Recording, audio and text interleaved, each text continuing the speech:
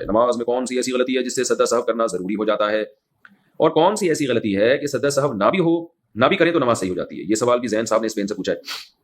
یہ تو پورا آپ نے ایک چیپٹر پوچھ لیا مجھ سے.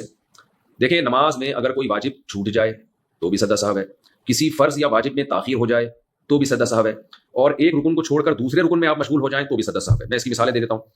مثال کے طور پر سورہ فاتحہ کے بعد پہلی 2 رکعتوں میں, فرض کی رکعتوں میں سورت ملانا واجب ہے.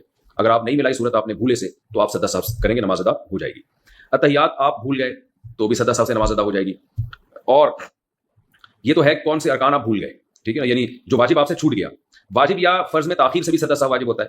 مثال کے طور پر آپ سنت موقدہ پڑھ رہے تھے, 4 سنتیں جو ظہر سے پہلے ہوتی ہیں, یا وتر پڑھ رہے تھے, یا فرض نماز پڑھ رہے تھے.